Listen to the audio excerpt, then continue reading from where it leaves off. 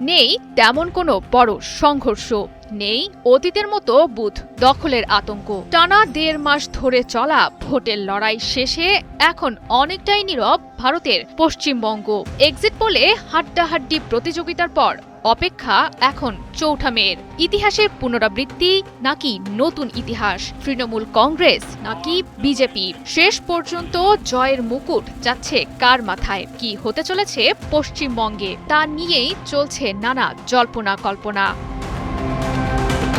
একাধিক কারণে এবারের পশ্চিমবঙ্গ বিধানসভা নির্বাচনী লড়াইকে ভিন্ন চোখে দেখছেন বিশ্লেষকরা। ভোটার তালিকা থেকে নাম কাটার ভয়, নাগরিকত্বের পাশাপাশি পরিচয় নিয়ে অনিশ্চয়তা, অন্যান্য রাজ্যগুলো থেকে শ্রমজীবী মানুষদের ফিরে আসা, মনস্তাত্ত্বিক টানাপোড়েন, সবকিছু মিলিয়ে এবারের নির্বাচনটি ছিল অন্যান্য বারের চেয়ে অনেকটাই আলাদা। প্রায় ২.৫ লক্ষ নিরাপত্তা বাহিনীর সদস্যদের উপস্থিতি আর নির্বাচন কমিশনের কড়া নজরদারির মাঝে এবার ব্যালট বাক্সে ভোট পড়েছে ৯০% অধিক, যা কিনা পশ্চিমবঙ্গের নির্বাচনী ইতিহাসের এক অভূতপূর্ব ঘটনা। ২ দফার ভোটে বড় ধরনের কোনো সহিংসতা বা মৃত্যুর ঘটনা নেই বললেই চলে।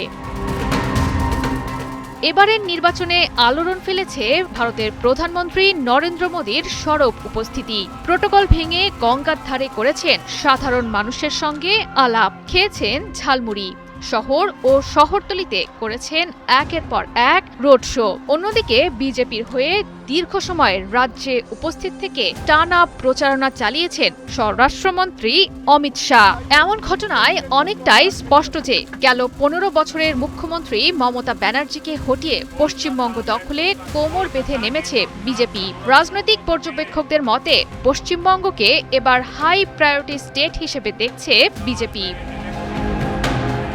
নির্বাচনী প্রচারণায় কেন্দ্রীয় নেতৃত্বের সক্রিয় উপস্থিতিতে বেশ চাপের মুখে পড়তে দেখা যায় তৃণমূল কংগ্রেসকে। বলা হচ্ছে এবারের মতো কঠিন নির্বাচনী বাধার মুখে আগে কখনো পড়তে দেখা যায়নি মুখ্যমন্ত্রী মমতা ব্যানার্জিকে। বিজেপির শক্ত প্রতিদ্বন্দ্বী শুভেন্দু অধিকারীর চাপ সামলাতে টানা ১৫ বছর ধরে পশ্চিমবঙ্গে ঘাঁটি গেড়ে বসা মমতা ব্যানার্জি বিজয় সুনিশ্চিত এমন আসন ভবানীপুরেও চালিয়েছেন অতিরিক্ত প্রচারণা। এবারের নির্বাচনে সবচেয়ে বেশি আলোড়ন ফেলেছে বাঙালির পরিচয়ের রাজনীতি। ভোট যেন কোনো দল নয়, হয়ে উঠেছে সংস্কৃতির লড়াই। বাঙালি অস্তিত্ব হয়ে উঠেছে ভোটের প্রধান স্লোগান। মাছ, খাবার, ভাষা সবই হয়ে উঠেছে রাজনৈতিক ভাষণের অংশ। সব মিলিয়ে এবারের নির্বাচনকে পশ্চিমবঙ্গের রাজনৈতিক ইতিহাসের টার্নিং পয়েন্ট হিসেবে দেখছেন বিশ্লেষকরা। এক্সিট পোল বলছে ২ দলের মধ্যে ব্যবধান তেমন বেশি নয়, তবে বাস্তবতা হয়তো ভেঙে দিতে পারে সব অনুমান। কারণ পশ্চিমবঙ্গের রাজনীতি বারবার প্রমাণ করে দিয়েছে এখানে শেষ মুহূর্তে অনেকবারই বদলেছে ভোটের চিত্র। জয় সরকার, ৭১।